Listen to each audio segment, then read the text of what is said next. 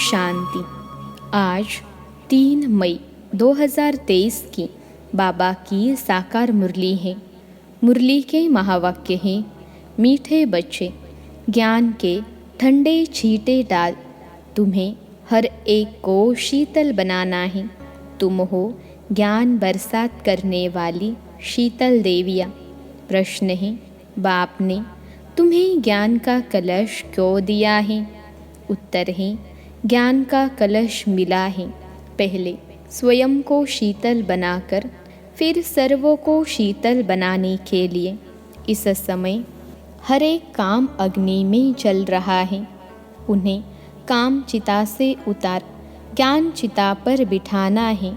आत्मा जब पवित्र शीतल बने तब देवता बन सके। इसलिए तुम्हें हर रूह को ज्ञान इंजेक्शन लगाकर पवित्र बनाना है।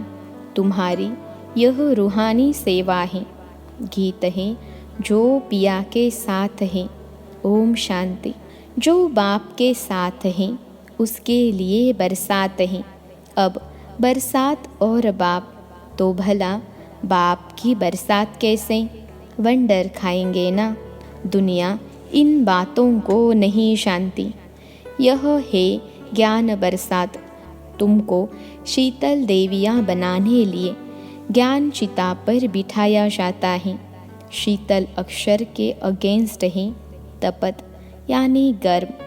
तुम्हारा नाम ही है शीतल देवी। एक तो नहीं होगी ना, ज़रूर बहुत होंगी जिन्हों से भारत शीतल बनता है। इस समय सभी काम चिता पर चल रहे हैं। तुम्हारा नाम यहाँ शीतल देवियाँ है। शीतल करने वाली, ठंडा छींटा डालने वाली देवियाँ। छींटा डालने जाते हैं ना, यह है ज्ञान के छींटे जो आत्मा के ऊपर डाले जाते हैं। आत्मा प्योर बनने से शीतल बन जाती है। इस समय सारी दुनिया काम चिता पर काली हो पड़ी है। अब कलश मिलता है तुम बच्चों को। कलश से तुम खुद भी शीतल बनते हो और औरों को भी बनाते हो। यह भी शीतल बनी है ना। दोनों इकट्ठे बैठे हैं ना। घर बार छोड़ने की बात नहीं, लेकिन गौशाला बनी होगी तो ज़रूर कोई ने घर बार छोड़ा होगा। किस लिए? ज्ञान चिता पर बैठ शीतल बनने के लिए। जब तुम यहाँ शीतल बनेंगे तब ही तुम देवता बन सकेंगे। बाबा ने समझाया भी है, जब तक तुम्हारे द्वारा कोई आस्तिक नहीं बना है तो गोया नास्तिक ही है। आस्तिक दुनिया वाले आपस में कभी लड़ते झगड़ते नहीं। नास्तिक दुनिया वाले लड़ते झगड़ते हैं। नास्तिक किसको कहा जाता है? जो मुझ अपने पारलौकिक परम प्रिय परमपिता परमात्मा को नहीं जानते हैं। सारी दुनिया में घर घर में रोला है, क्योंकि परमपिता परमात्मा को भूलने कारण नास्तिक बन पड़े हैं। बेहद के बाप और उनकी रचना के आदि मध्य अंत को नहीं जानते। बेहद का बाप समझाते हैं, तुम नास्तिक क्यों बने हो? बेहद का बाप जिसको गॉड फादर कहते हो, ऐसे फादर को क्यों भूले हो? फादर का तो एक्यूपेशन जानना चाहिए। वह है बीज रूप सतचित आनंद, ज्ञान का सागर, शांति का सागर। सब शिफ्तें यानी विशेषताएं उनमें हैं। उनकी शिफ्तें अलग हैं। उनको ही कहा जाता है, तुम मात पिता हम बालक तेरे। तो ज़रूर वह माँ बाप होगा ना। जब तक अल्फ को नहीं जाना है तब तक सीधा हो नहीं सकते। यह तो जानते हो कि सतयुग में भारत में गॉड गॉडेज का राज्य था। लक्ष्मी नारायण को गॉड गॉडेज कहते थे। जो देवी देवता धर्म वाले होंगे वह समझेंगे कि बरोबर लक्ष्मी नारायण इस भारत के पहले पहले मालिक थे। 5000 वर्ष की बात है। देखो, बाप टीचर जब समझाते हैं तो चारों तरफ देखते हैं कि बच्चे अच्छी तरह सुनते धारण करते हैं या बुद्धि योग और कहाँ भटकता है। जैसे भक्ति मार्ग में भल श्री कृष्ण की मूर्ति के आगे बैठे होंगे, परंतु बुद्धि धंधे आदि तरफ धक्का खाती रहेगी। एकाग्र चित्त उस चित्र में भी नहीं रहेंगे। यहाँ भी पूरी पहचान नहीं है तो फिर धारणा भी नहीं होती है। शिव बाबा यह माया को वश करने का वशीकरण मंत्र देते हैं। कहते हैं, तुम अपने परमपिता परमात्मा शिव को याद करो, बुद्धि का योग उनके साथ लगाओ। अभी तुम्हारा बुद्धि योग पुराने घर की तरफ नहीं जाना चाहिए। बुद्धि योग बाप के साथ लटका रहना चाहिए, क्योंकि तुम सबको मेरे पास आना है। मैं पंडा बन आया हूँ तुमको ले चलने लिए। यह शिव शक्ति पांडव सेना है।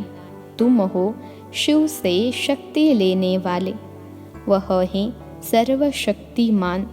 तो लोग समझते हैं परमात्मा तो मरे हुए को जिंदा कर सकते हैं, परंतु बाप कहते हैं, लाडले बच्चे, इस ड्रामा में हर एक को अनादि पार्ट मिला हुआ है।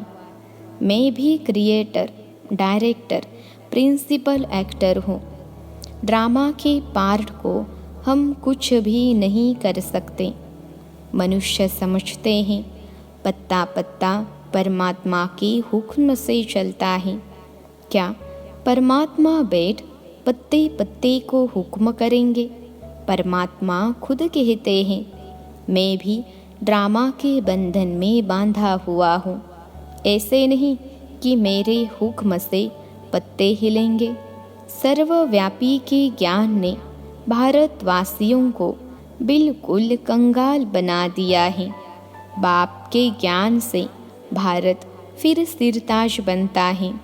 तुम बच्चे जानते हो, देलवाड़ा मंदिर भी ठीक बना हुआ है। आदि देव दिल वाला है, सारे सृष्टि की दिल लेने वाला, भक्तों की दिल लेने वाला एक भगवान कहेंगे ना, यह उन्होंने ही यादगार हैं। ऊपर में है देवताओं के चित्र और नीचे राजयोग की तपस्या कर रहे हैं। 108 बच्चे आसन लगाकर बैठे हैं शिव बाबा की याद में। उन्होंने ही भारत को स्वर्ग बनाया है। गांधी जी भी कहते थे, नई दुनिया राम राज्य चाहिए, परंतु उस राम राज्य नई दुनिया में तो है पवित्रता, वह तो कर न सकें। पतित सृष्टि को पावन बनाना यह तो बाप का ही काम है। कोई मनुष्य यह कार्य कर न सके। इनके लिए भी कहते हैं, बहुत जन्मों के अंतिम जन्म के भी अंत में मैं प्रवेश करता हूँ, तो यह पतित ठहराना। जो पावन थे वही पतित बने हैं, फिर पावन बनते हैं। आपे ही पूज्य, आपे ही पुजारी। जो पुजारी भक्त बने हैं, भगवान भक्तों को ही मिलते हैं। बाकी वह जो मुक्ति के लिए पुरुषार्थ करते हैं कि पार्ट बचाने से मुक्त हो जाए, परंतु मोक्ष किसको भी मिलता नहीं है। भगवान कहते हैं, मुझे भी मोक्ष नहीं मिलता, मुझे भी सर्विस पर आना पड़ता है, भक्तों को राज़ी करना पड़ता है। इस भारत को माला माल बनाने, गवाया हुआ स्वराज्य फिर से देने, सॉल्वेंट बनाने मुझे भी पतित शरीर में पतित दुनिया में आना पड़ता है। अनेक बार आया हूँ और आता रहूँगा। भारत को गुलगुल बनाऊँगा। यह है ही आसुरी दुनिया, उनको देवी बनाता हूँ। जो जो मुझे पहचानेंगे वही वर्षा लेंगे। शिव बाबा कल्प कल्प भारत को वर्षा देने आते हैं। उनकी जयंती आजकल मनाते नहीं, कैलेंडर से हॉलीडे भी निकाल दी है। वास्तव में तो एक ही शिव जयंती मनानी चाहिए और सबकी जयंतियाँ मनाना वर्थ नॉट पेनी है। एक परमपिता परमात्मा शिव की जयंती मनाना वर्थ पाउंड है, क्योंकि वह भारत को सोने की चिड़िया बनाते हैं। महिमा उस एक की है। मनुष्य समझते हैं पतित पावनी गंगा है, फिर भी एक से राजी थोड़े ही होते हैं। सब जगह भटकते रहते हैं, सिद्ध करते हैं बरोबर हम पतित हैं। ज्ञान का सागर तो एक ही परमात्मा है, जिससे तुम ज्ञान गंगाएं निकली हो। तुम्हारे ही नाम है सरस्वती, गंगा, जमुना। गंगा नदी पर भी मंदिर बना हुआ है। वास्तव में ज्ञान गंगाएं तुम हो। तुम देवता नहीं हो, तुम ब्राह्मण हो। गंगा के नाम पर देवता का चित्र भी रख दिया है, उन्हों को तो पता नहीं है। ज्ञान गंगाएं तुम शक्तियाँ हो। तुम अब मनुष्य से देवता बन रही हो। इस राजयोग से सच्चा योग यह है। बाकी तो सब अल्पकाल हेल्थ के लिए अनेक प्रकार के योग सिखलाते हैं। यह एक ही बाबा के साथ योग लगाने से हम एवर हेल्दी बनते हैं। अब भाग बैठ भारत को हेविन बनाते हैं। जब तक अपने को आत्मा परमात्मा का बच्चा नहीं समझा है, तब तक वर्षा मिल न सके। और सब ही ब्रदर्स भारतवासी फिर कह देते हम सब फादर्स हैं, ईश्वर के रूप हैं, शिवोहम ततत्वम। अब फादर्स जो सब दुखी हैं, उनको सुख का वर्षा मिले कहाँ से? कितना घोर अंधियारा है। यही है रात, ज्ञान ही दिन।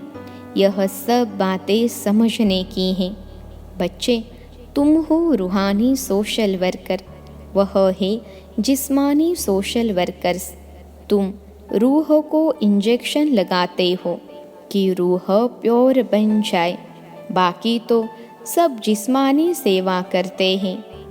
बाप बेर समझाते हैं कितना फर्क है।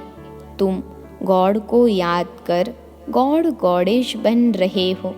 भगवान खुद कहते हैं, लाडले बच्चे, मैं तुम्हारा गुलाम बनकर आया हूँ। अब मैं जो कहता हूँ सो मानो।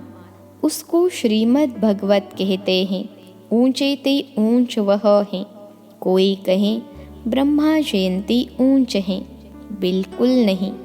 ब्रह्मा विष्णु शंकर को बनाने वाला, उनसे कार्य कराने वाला शिव बाबा है ना। नहीं तो नई सृष्टि कैसे बने? सबसे ऊंच जयंती है ही त्रिमूर्ति शिव की। शिव आते ही हैं ब्रह्मा विष्णु शंकर के साथ, तो उनकी ही जयंती मनाई जा सकती है। आजकल तो कुत्ते बिल्ली सबकी जयंती मनाते रहते हैं। कुत्तों को भी कितना प्यार करते हैं। आजकल की दुनिया देखो क्या है।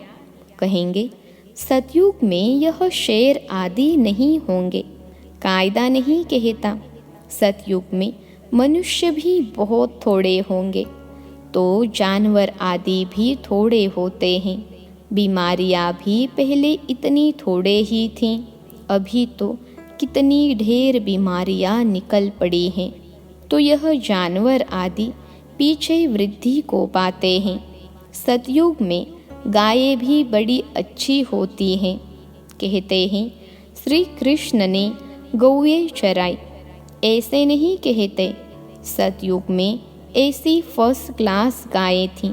देवताओं के लिए वहाँ हीरे जवाहरों के महल होते हैं और यहाँ हैं ठिक्कर बित्तर के। यह सब समझने की बातें हैं। जो समझ जाएंगे वह कभी स्कूल छोड़ेंगे नहीं।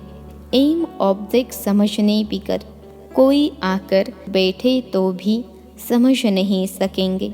जहाँ भी सत्संग में जाते हैं वहाँ एम ऑब्जेक्ट कुछ होती नहीं। यह तो पाठशाला है।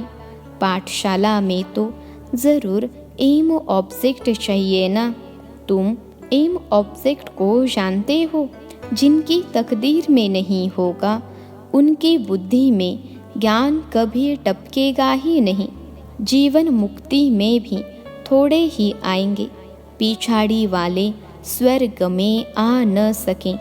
अच्छा, मीठे मीठे सिखिलते बच्चों प्रति माता पिता बाप दादा का याद प्यार और गुड मॉर्निंग। रूहानी बाप की रूहानी बच्चों को नमस्ते। हम रूहानी बच्चों की सिखिलते रूहानी माता पिता बाप दादा को याद प्यार, गुड मॉर्निंग और नमस्ते बाबा नमस्ते। धारणा के लिए मुख्य सार पहली पॉइंट है, बुद्धि योग सदा एक बाप में लगा रहे। पुराने घर पुरानी दुनिया में बुद्धि न जाए, ऐसी एकाग्रचित अवस्था बनानी है। दूसरी पॉइंट है, बाप की सर्व शिफ्तें यानी गुण स्वयं में धारण करना है। हर आत्मा पर ज्ञान के छींटे डाल उनकी तपत बुझाए शीतल बनाना है। आज का वरदान है, हर आत्मा से आत्मिक अटूट प्यार रख। स्नेह संपन्न व्यवहार करने वाले सफलता मूर्त भव। हर आत्मा से आत्मिक अटूट प्यार रख। स्नेह संपन्न व्यवहार करने वाले सफलता मूर्त भव। विश्लेषण है, जैसे बाप के प्रति अटूट अखंड अटल प्यार है, श्रेष्ठ भावना है, निश्चय है, ऐसे ब्राह्मण आत्माओं से आत्मिक प्यार अटूट और अखंड हो। किसी के कैसे भी संस्कार हो, चलन हो, लेकिन ब्राह्मण आत्माओं का सारे कल्प में अटूट संबंध है, ईश्वरीय परिवार है। बाप ने हर आत्मा को चुनकर ईश्वरीय परिवार में लाया है। यह स्मृति रहे तो आत्मिक प्यार अटूट होने से स्नेह संपन्न व्यवहार होगा और सहज सफलता मूर्त बन जाएंगे। आज का स्लोगन है, अंतर्मुखी वह है जो जिस समय चाहे आवाज़ में आए और जिस समय चाहे आवाज़ से परे हो जाए। अंतर्मुखी वह है जो जिस समय चाहे आवाज़ में आए और जिस समय चाहे आवाज़ से परे हो जाए। अच्छा, ओम शांति।